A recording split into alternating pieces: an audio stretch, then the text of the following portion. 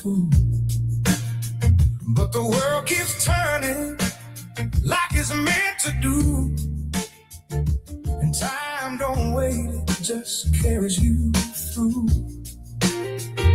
I've had good days and a few slip away. Had a few things work out a different way. But you live long enough and you'll see it's All right, guys.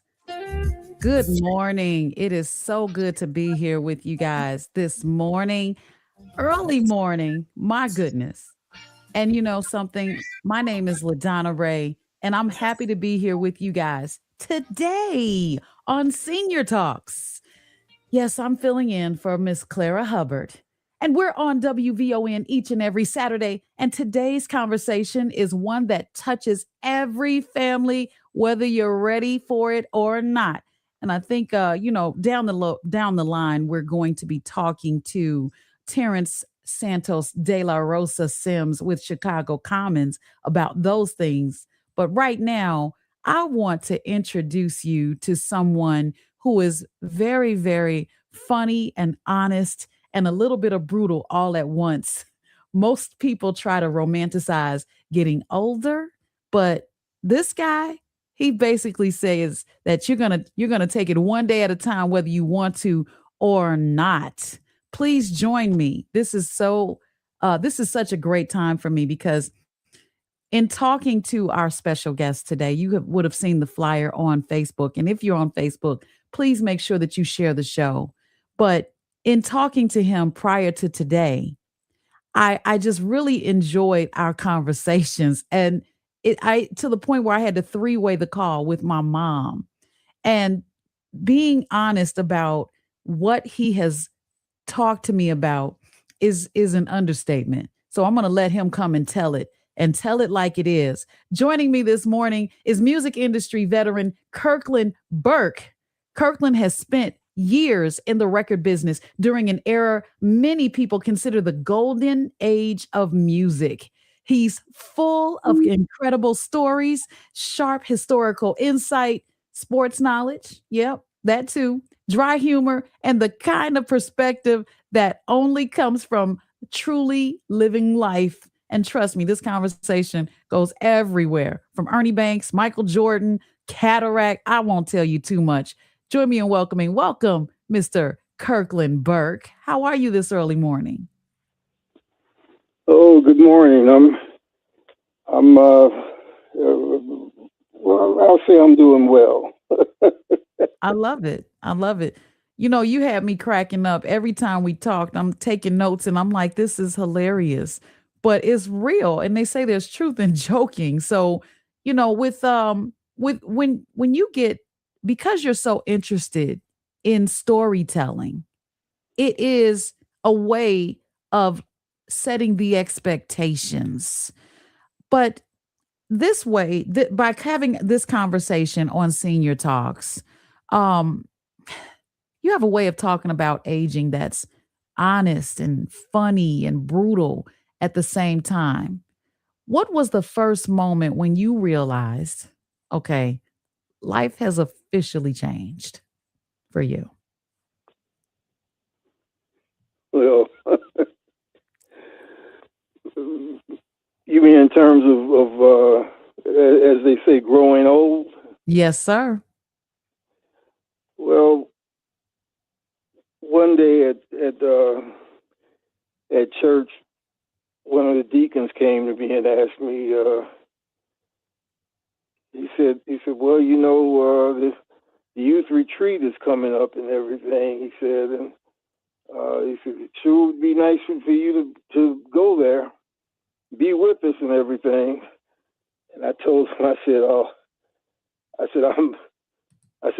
I'm flattered, but you're too kind. I said, I really think I'm a little beyond the age for the youth retreat. He looked at me, he said, what are you talking about? He said, we need a chaperone.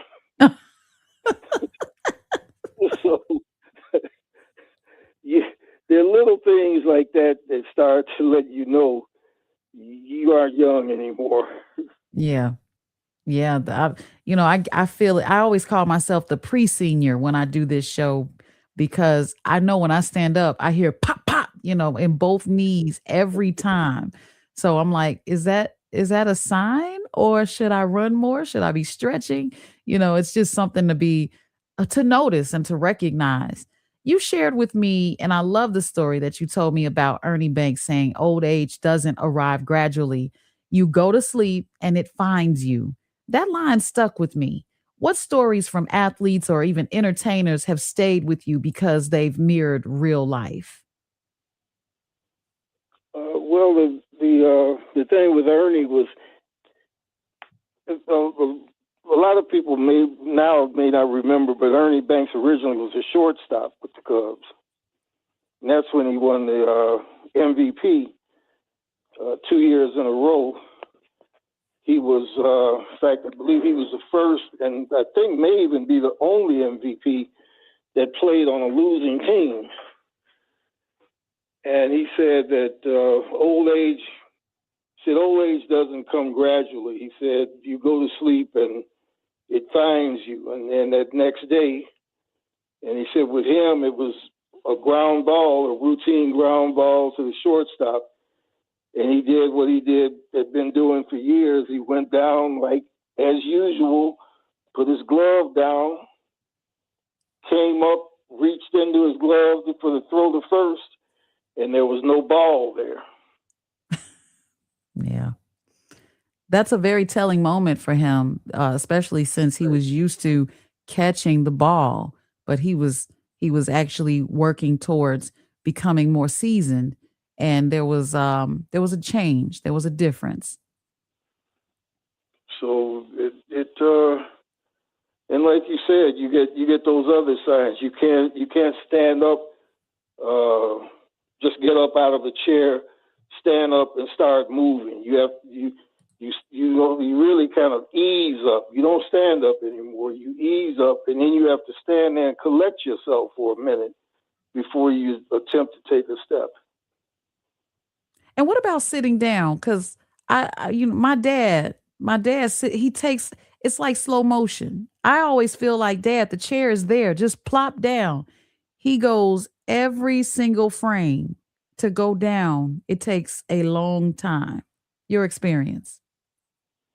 Well, that's the same thing. You also at the same time are kind of feeling back to make sure that chair is there. Yeah. Yeah. Well, you brought up something that people rarely talk about with Michael Jordan, that finger injury from cutting the cigar. Most people only focus on the stats, but you noticed the subtle physical difference. Do you think fans sometimes expect legends to stay superhuman forever? Because when he had that finger injury, you said he didn't quite play basketball the same when he went to the Wizards. Yeah, after the last championship with the Bulls, I think it was the very during that all season right after that, he uh, he cut his finger trying to cut the tip off of a cigar, and it was a real serious injury. And if you go back and look at any of his playing in the Wizards after that, you notice he doesn't handle the ball the same way anymore. Hmm. Yeah. And it's those little things. It's like Derrick Rose after that first knee injury, he was never the same after that. That's almost like PTSD of the body. And these all sound like, you know, things that you don't necessarily want to look forward to, but do you think that people today fear aging more than previous generations? I think so because we live much longer now than before. I remember we thought 50 was old.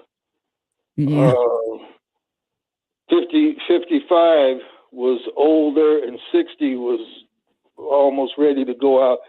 Back then, Leak wasn't the big undertaker. It was Miller Major. Mm. over in Woodlawn, which later became Miller Major Ockleberry. They were like the Leakin Sons of that day for the South Side. Mm-hmm. And it's just the retirement age that was set back then was 65. Very few people that we knew made it to retirement age. Mm-hmm. And if they did, if they retired at 65, they were usually dead by 67. Mm. That's why they set the age at 65. People weren't living like they are now into their 80s. That's why they keep moving the retirement age up. Because people are living longer. And Right. that's good. That's good news for today's generation of seasoned seniors. And I wanted to. Well, it's good news for the medical people. So Right. they've created the whole business around the geriatric business. Mm-hmm. Well, insurance isn't happy, I though. heard anything that sounded like geriatric was Geritol that used to advertise heavily on radio and on all of the quiz shows back in the 50s. Mm-hmm. I don't even know if they still make Geritol now. I haven't seen it, but maybe because I wasn't looking for it yet. Kirk, you were in the Navy, and the surprising fun fact for me, is that you couldn't swim. How did that happen? Right.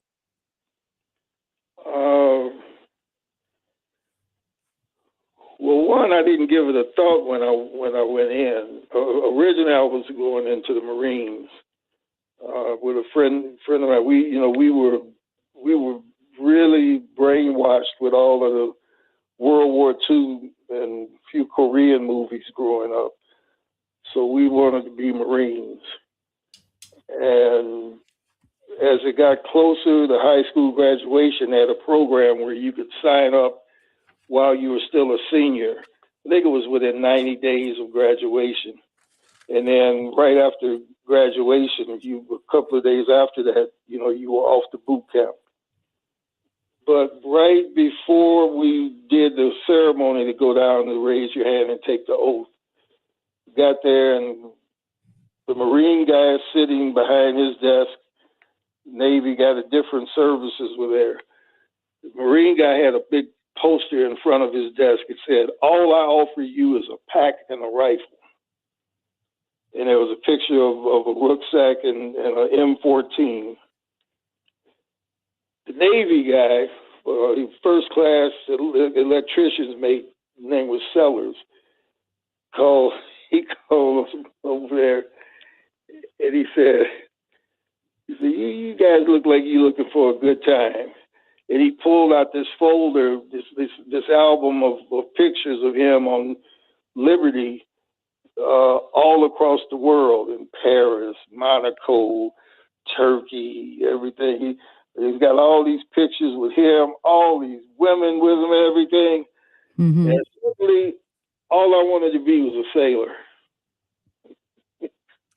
So that was, and that's what pulled you in. Living in Chicago, you don't see ships. Maybe once every 3 years or something, a Navy ship would come downtown, and it was, you take a tour of the ship, you don't give it a thought. So I'm thinking, and you see sailors downtown all the time. When they graduated from boot camp at Great Lakes, they get to come downtown Chicago. So you see sailors walking around, but you don't see them on the ship. So you don't really think about it that much. So I'm under the impression that sea duty is something special. It's not really the norm. And I went to boot camp in San Diego, and they flew us out there on a first class flight, champagne flight on American Airlines back when they had prop jets. And they were so nice to you and everything. And as we were approaching the airport, I looked out the window and I saw all of those ships I couldn't believe how many ships I saw. And at that point, I started thinking, this might be a mistake that I've made. And then entering recruit training in San Diego, they had a big sign that said, a sailor belongs on a ship and a ship belongs at sea. And I said, oh, Lord, what have I done? Oh, my goodness. The only way to get out of boot camp, you had to be able to swim the length of this pool they had. You had to do it twice, back one end to the other twice. And they didn't care how you did it. So I basically did an underwater frog kick, and I could float on my back a little, do a halfway backstroke, and that was how I did it. Wow. And then after that, they basically tell you that it really doesn't matter anyway, because if you fall overboard, unless somebody sees you at the moment you fall over, your life expectancy is measured in a few minutes. Wow. One, if you fall near the aft of the ship, the propellers will probably, depending on the type of ship you're on and the speed they're going, you'll probably get sucked into the propellers and trapped up. Mm-hmm. Or the sharks will get you. Mm. Or like if you're in the North Atlantic, you're going to die from hypothermia in a matter of minutes. So either way, don't fall overboard. One thing I noticed about you is even though your mobility, as you shared, has slowed down, your mind is still constantly active and absorbing. You're still researching, you're still questioning things, still fact checking. In fact, you and I had a conversation and we had a debate. What keeps your curiosity alive? I think it's just that I like to know how does this work? How did this happen? I'm really into how did this happen and how did we get here? If there's a certain situation, I want to know why. Why do we do this? Why don't we do that? And the only way to find out is you had to research, because growing up in the 50s and 60s, you could only ask certain questions of certain people, and you had to be careful how you asked somebody a question, an elder a question. Like they always, we were always taught, you stay out of grown folks' business. Mm-hmm. So there were certain things that the only way you could find out was to go to the Encyclopedia Britannica. Which everybody had back then, just about, Right. I should say. And then sometimes if you would ask an older person a question, they would give you this thing like, boy, that ain't for you to know right now, or you'll find out as you get older. And then sometimes they would tell you, go look it up. Mm-hmm. Was that a way to, if the person didn't know the answer, was that a way to kind of deflect? I think it may have been both. There was some things they may not know. Sometimes they just didn't want to be bothered with you. And again, you had, if you were told something, you had to be real careful how you might. The word "why" was not in your vocabulary growing up in the 50s. Mm-hmm. You didn't dare ask if you were told to do something. You better not say, "Well, why?" Right. or have another option. Right. And when you were told to do something, you did it. Yeah. And I think that helped a lot of the discipline was already there. So like people say, oh, you get discipline in the service. I was already well disciplined. Both of my parents being from the South, you were well disciplined.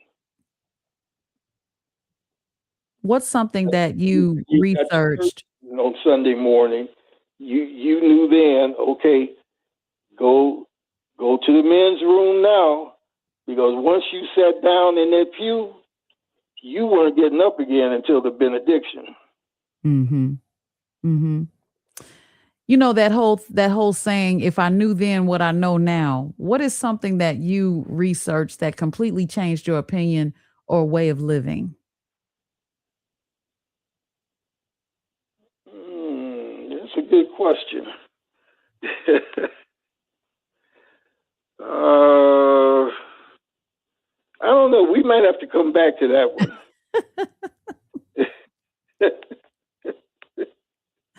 Okay. I'm gonna come back. I'm gonna hold you to it, even if we don't get back to it today. Kirkland, I want to make sure everybody knows that I am speaking to Kirkland Burke, who is a musical legend. This is where I've actually been excited to talk to you because we were supposed to talk when we had the Jackie Wilson story at the Black Ensemble Theater, and you had some really historical moments that you shared with me. Why don't you tell us a little bit about the music industry when you were at when it was at its peak for you? You said that you were the youngest guy that came into the fold, and now all of those people have gone on to glory. But I don't want to focus on the fact that they have all left. It's the fact that you were like the youngest man in the room. What was it like, and what did you do there for those that don't know? The main thing I did promotion and marketing. The longest time was with Warner Brothers Records. I was with them for about 25, 26 years. I can get back to that question real quick. Oh, okay. Uh, when I was in the Navy, I was looking at making a career in the Navy, and kind of what changed that was I saw the movie To Serve with Love while we were in the States for a quick minute. My ship was home ported in Norfolk, Virginia. Saw the movie To Serve with Love. And it was something about that movie, the fact that he was so dedicated to changing young lives, making a difference. And right then, I've realized my calling was to be a teacher, something I had never thought about before. And in fact, if some of the teachers I had in high school even knew that I had that thought, they probably would have banned me from any classroom to become one. But that changed, that portion of the changes happened in stages. So when I got out of the service, I went to college on the GI Bill. Then later, while I was teaching, I'm off for the summer. Herb Kent, who was DJ at WVON, here's another change, called me and said, "Hey, I know you're off for the summer. He said, how would you like to pick up a little extra change?" And I said, certainly. And he told me to come, he said, come over to the station now. He wanted me to meet somebody. And he introduced me to Bill Lastly, who owned Reliable Promotions, record promotions. And Bill had some things going on in his life, and he needed someone who could get the records to the program directors in Chicago, the stations up in Milwaukee and over in Northwest Indiana. And, I said, well, yeah, certainly I can do that. And at that point, I didn't realize the kind of money these people were making. I just I vaguely would see them at the station, because we used to hang out with her after he got off with the different sets that he did in the evening, like at the Guys and Gals, the Peppermint over on the West Side, all of that. And you saw these guys, you knew they worked for record companies, but you really didn't know what they did. And from that, and the amount of money that was coming in, by the time September rolled around, I had decided that instead of teaching, all I ever wanted to do was be back in the record business. And one thing led to another, and that was how I committed to that full time. But prior to going in the Navy, I had worked on the Beatles tour their tour in America in '64 and '65. I did security on their tour. That had to be quite brutal because I've seen the videos of and the archives of how the crowds and the fans were definitely trying to get a piece of the Beatles. And you had to be there with the security detail. Yeah, but it was profitable. We did stuff like we went down to I think it was Frank's or Rogers drum shop down on Wabash. Bought a lot of drumsticks. We nicked them up a little bit, and in between the shows, we would go out and tell the people that they were Ringo sticks. Sometimes we'd break a stick and say, "Yeah, he broke this on I Want to Hold Your Hand," and it was quite profitable at the time. Hey, listen, if you guys have one of those sticks, call in now, 773-591-1690. Oh my goodness, that is hilarious. There was one thing that you and I spoke about in the music industry where you got to meet all these different people. There was a young man, I think it was, I don't want to get it wrong. I think it was, I'm going to look it up. He just passed away recently. Were you guys related? Who would that be? Let me look it up because I looked and I said, wait a minute, is there a direct connection between them? But Sonny, that was his name, Sonny. Were you familiar with Sonny Burke? That's my brother. That's what I thought. And so when I saw this article, the thing that confused me was that I saw an article from years ago, but then I saw something from days ago. Can you clarify what happened for us? Well, he passed in July of 22. So that was the first article I saw, but then I saw a most recent article as if it just happened. I was so confused. Maybe it was late at night. I'm not sure. But tell us about your relationship with your brother, Sonny Burke. Well, he was 2 years older than me, but and he started taking piano lessons when he was 5, and God gave him the gift. He could play like he was 25 at 5 almost. And my mother would take him to piano lessons at Grace Daly's School of Fine Arts, which at that time was over on 60th and Loomis. 62nd and Loomis. So she would take me, and Miss Daly told her one day, she said, well, as long as he's going to be here and he's coming, she said, well, why don't you let him take lessons? And I was 3. And my mother thought 3 was too young to try and learn to play the piano. So she told her, she said, I'll teach him for free for a year. And if you don't like the progress that he makes at that point, that'll be it.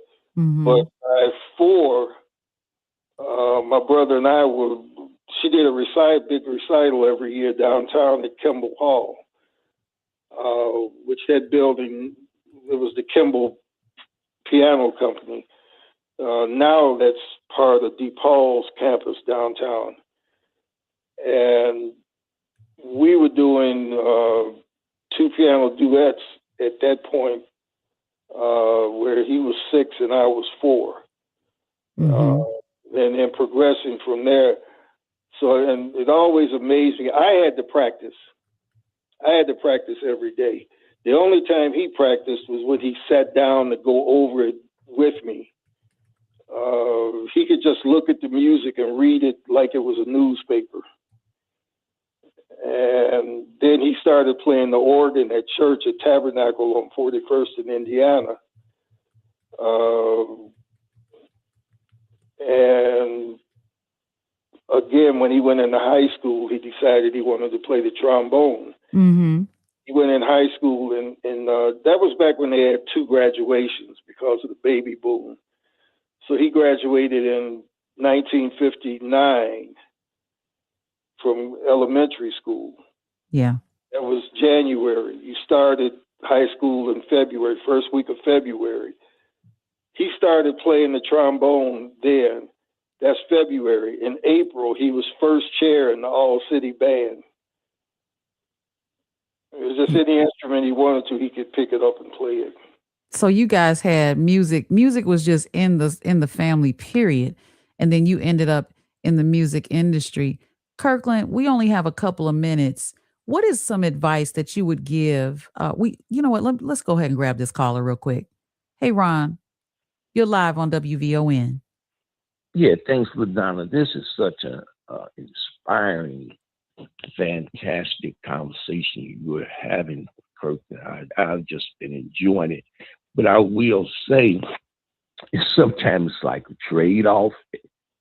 Your body, certainly, these bodies weren't meant to last forever. But what happens is your mind, he's a perfect example, because you become wiser and you learn from the experiences in life. So certainly you may not be able to do all the physical things, but you can share with people mentally, like he's doing, all those, following his passion, how he left teaching and stuff. So to me, I always look at that like there's a little bit of a trade-off. Certainly my body's not the same, but I think I can continue to learn. And I learned from just listening to him. But one time I was playing cards. The guy was older than me years ago. He said, the longer I'm here, the more I like it. So just keep enjoying life. And again, I appreciate you having me down there on. Thank you so much. Thank you, Ron. Kirkland, what would you say to all the seniors real quick while we wrap in, I guess, 20 seconds? And can I just say, all through the time in the record business, I participated in youth motivation programs. Yeah. With the school systems in all of the cities that I visited as part of my job as regional promotion manager. I did youth motivation days, I did career days, and then after I retired, I wound up back teaching with the city colleges of Chicago. So I went back to my first love. Wow. So that's actually the advice right there. Because as much as we need volunteers in the schools and career days and these, you know what I'm saying? It kind of creates a way to just still be active and stay active, because now you can take part in those youth programs. Even though you said, I think I'm too old to be in the youth program. He said, sir, we need a chaperone. Kirkland, this has truly been a pleasure. You brought wisdom, history, and some humor. And of course, the honesty to the conversation this morning. And I appreciate you taking the time to share your stories and perspectives with us. I think a lot of our listeners heard themselves somewhere in the conversation today, especially. So I got 20 seconds. You got what? No, that 20 seconds was 20 seconds ago. But go ahead. All right, go ahead. Hurry up. You're going to get me in trouble, Kirkland. Save your money up for retirement, so that, look forward to your retirement so that you can have money so that you can travel, because you're going to spend a lot of time traveling back and forth to your medical appointments. Oh my God. Where's my boom? Oh my goodness. Good. I'm glad you said it. All right, guys, coming up next. Thank you so much, Kirkland. Coming up next, we're going to shift gears to our special sponsored segment with Chicago Commons, where we spotlight important resources, support services, and programs available for seniors and caregivers throughout our community. Stay with us. It's Terrence De La Rosa Sims. I was going to say it backwards. That's my guy right there. You're listening to Senior Talk with LaDonna Raeh. All right, guys. This is brought to you by Chicago Commons. Joining us again this week is Terrence Santos De La Rosa Sims, who is the Vice President of Senior Services at Chicago Commons, to help us better understand the difference between home care and health care, and what families should be asking before making any care decisions, and how planning ahead can help avoid unnecessary stress and costly surprises. Terrence, welcome back to Senior Talk. Terrence, if we really just jump into this, I think one of the biggest issues families face, they don't even know what questions to ask until they're already overwhelmed. So, what questions should families ask when deciding what type of care is appropriate for their loved one? Choosing the right level of care starts with understanding both current needs and likely future changes. Families should look beyond a medical diagnosis and evaluate how that person is functioning day to day. So, some important questions, and this is not an exhaustive list. Can the person safely manage daily activities like bathing, dressing, cooking, and taking medications? Are there signs of memory loss, confusion, wandering, or poor judgment? Has there been a recent fall, hospitalization, or a decline in mobility? Is the home environment still safe and manageable? Does the person feel isolated, depressed, or withdrawn? How much support can family realistically provide without burnout? Does the loved one need medical monitoring, rehabilitation, or specialized dementia care? Would social interaction structure and supervision improve their quality of life? What financial resources are available for care now and in the future? Is the current care plan sustainable if needs increase? So families should always ask whether the current situation is safe, not just for the older adult, but for the caregiver as well.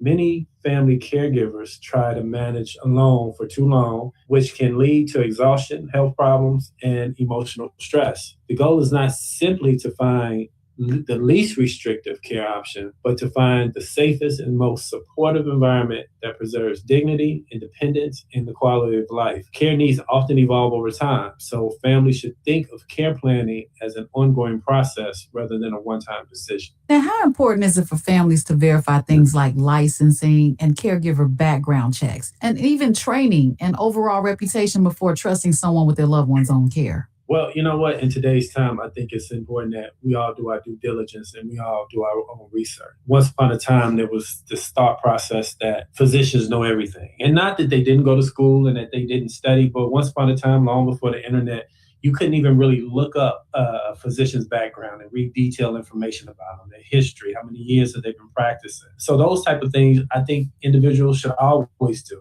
Look at profiles, ask the right kind of questions prior to. And you can also find out if doctors, have had malpractice suits. All of those things are very important. In today's information age and technology, there's no reason, and I'm not suggesting self-diagnosing, but there's no reason that you can't read and research information about what potentially is going on with your loved one, be able to kind of deduce those right questions to ask that physician, and then follow up after appointments as well. Just because a physician tells you something and they may be deemed the experts, you can also be an expert in your own right if you take the time to kind of read and do the learning for yourself. You mentioned something important, trust. A lot of seniors value their independence and may feel uncomfortable letting caregivers into their home. How can families keep seniors safe while still respecting their independence and autonomy? Well, including them in decision making. A lot of times we feel like as our loved ones get older, for whatever reason, I think, and it's a myth that we believe that they may know less or they may not be up to date on what's going on in today's world and how things work and all of those type of things. I think it's important to include them in that decision making. Make them aware of the things that you're thinking. See what they actually think about it, because it's just not a one-way street. They do have some say-so, unless they're in a position where they have diagnosis that would suggest that they may not be in line with making the right decision.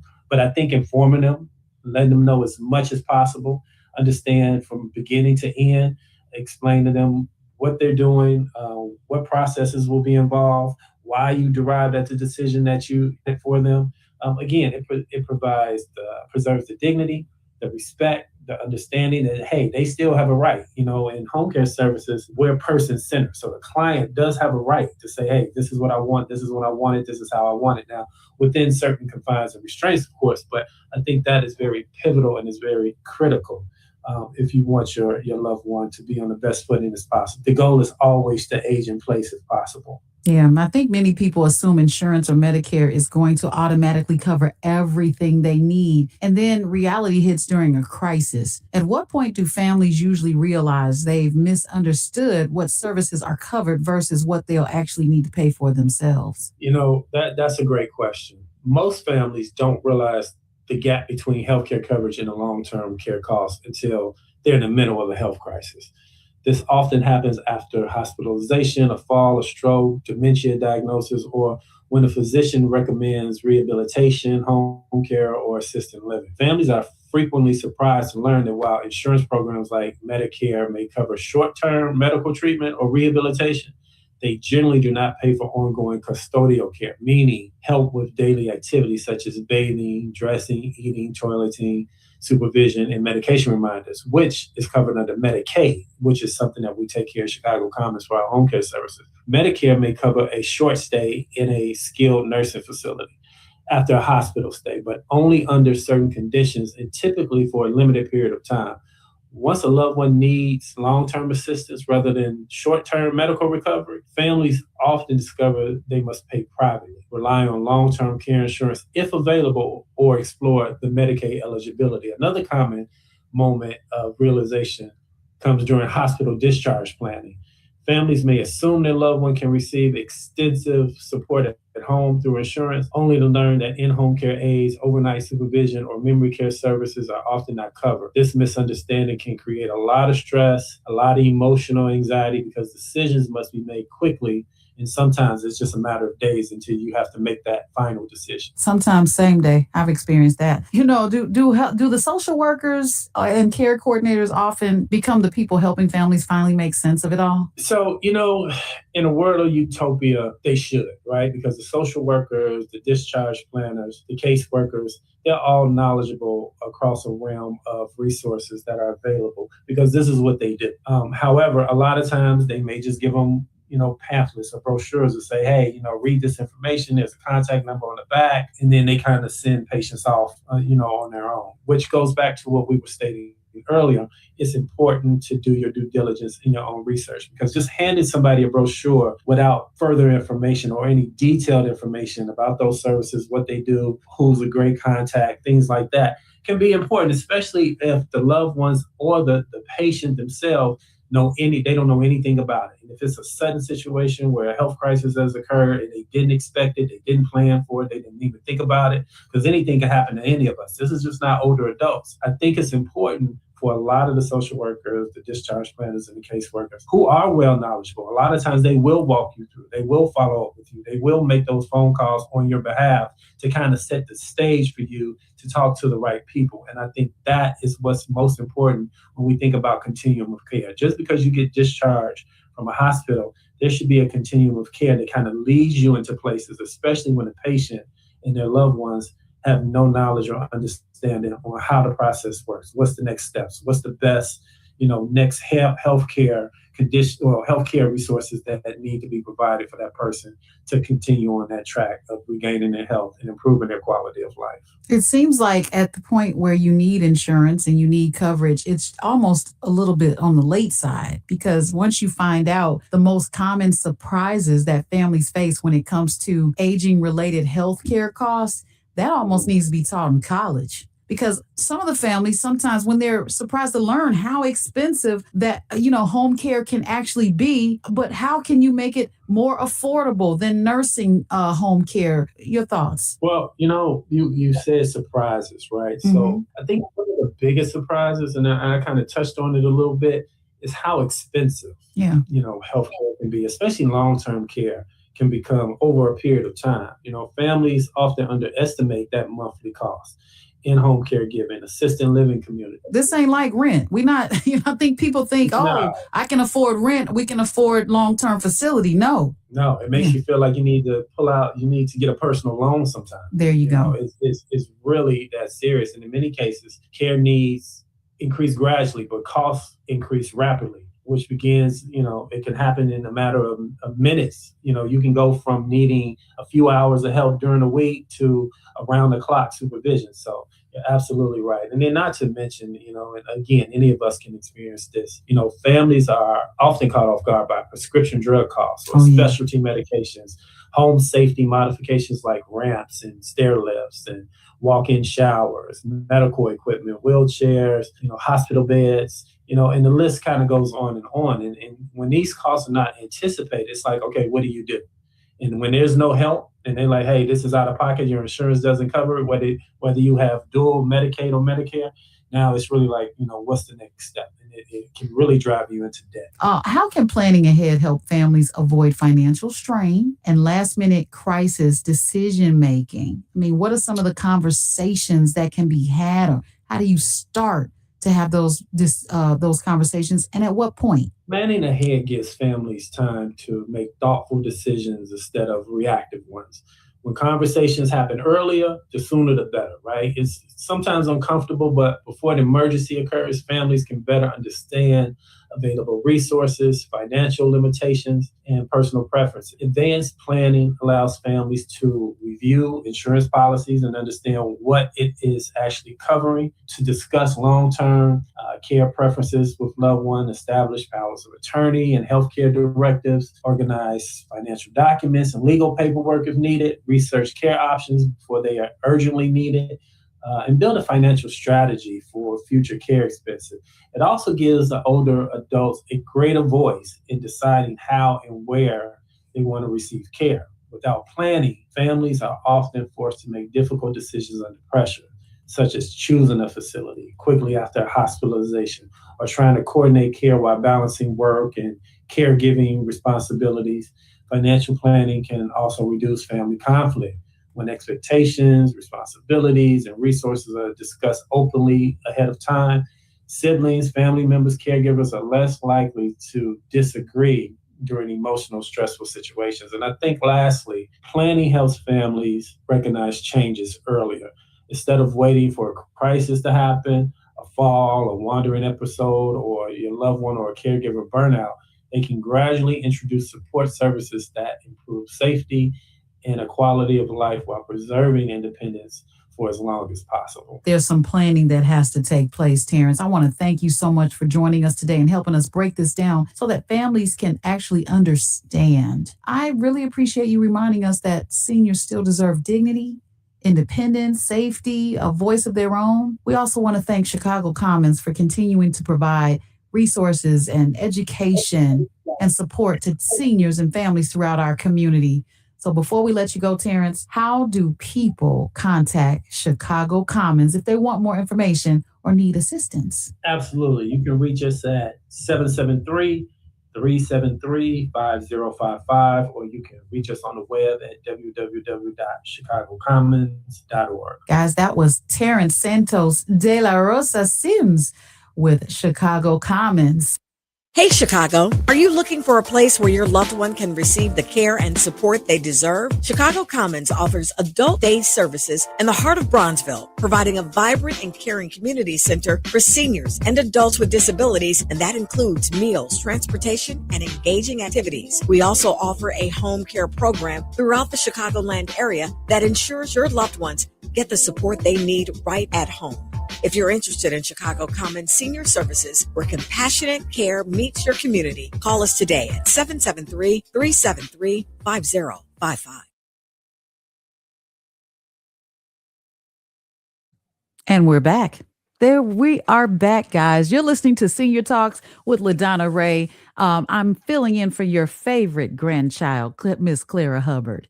You know, I love it when I talk to seniors, even in real life. I think when we're on radio, we feel like it may be scripted, but it's not. What we are doing is we're being gracious enough to have these conversations organically.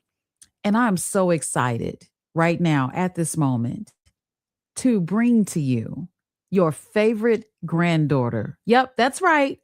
Miss Clara Hubbard is on the line. Happy Memorial Day, Miss Clara Hubbard. Happy Memorial Day. Happy Memorial Day. God bless you. I just want to extend a hug through the phone for you filling in for me. My recovery is going well, and I'll share that more with my listeners through my newsletter next week. All is well, but you're doing a phenomenal show. I love the previous guest, and I want to extend from my family to the VON listeners, happy Memorial Day to our servicemen and women of our country and nation, wherever they serve.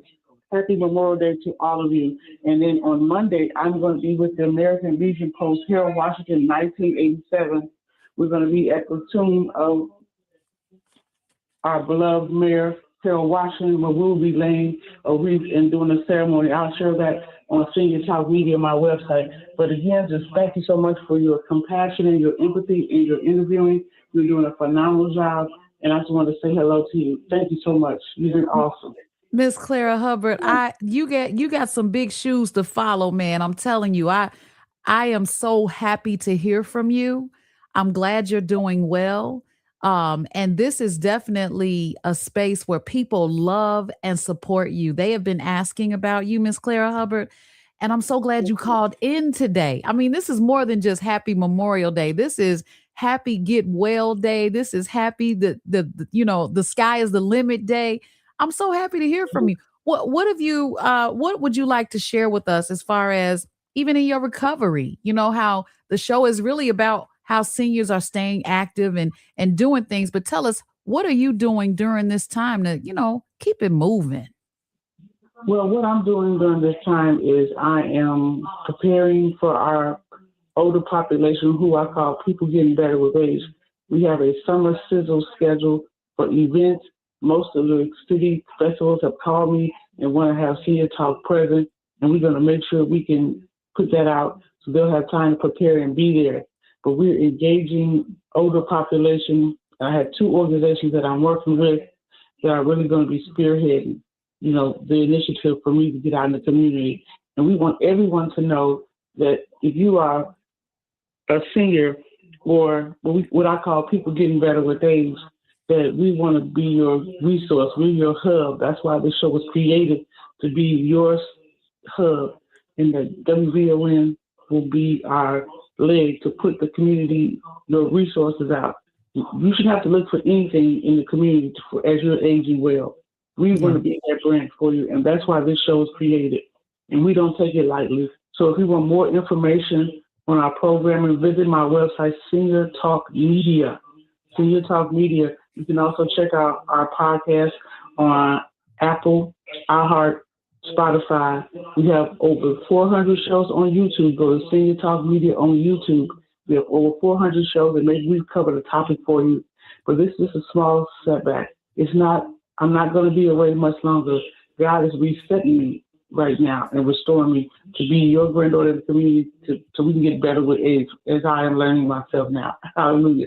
And I'm coming back with a birthday show that I turned 55 on May 11th, right after Mother's Day. Oh, wow. We're going to have a birthday when I come back. And I have many people who are supporting me. I want to thank Maureen Forte, William Scott, the American Legion Post, Harold Washington, 1987, Commander Thompson, and to Travis Scott, and to many, many, many more. And Luella Avant over there at Chatham Co-op. She's a young 85. She sent me a card in the mail. God bless you, love you, love you, love you to all our listeners. And to Pierre, and to the Midwest Broadcasting community.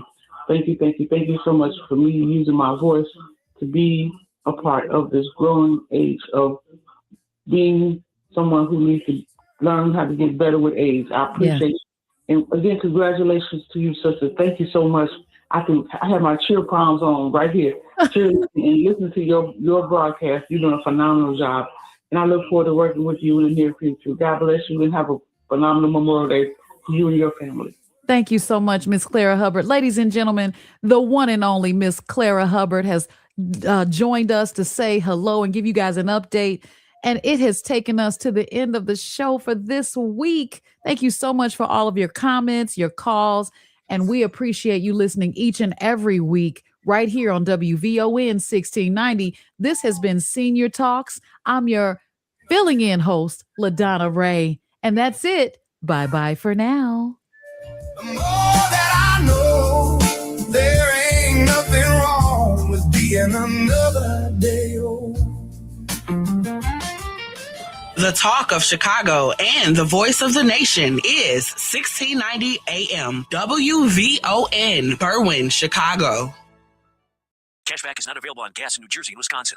Hey, good morning.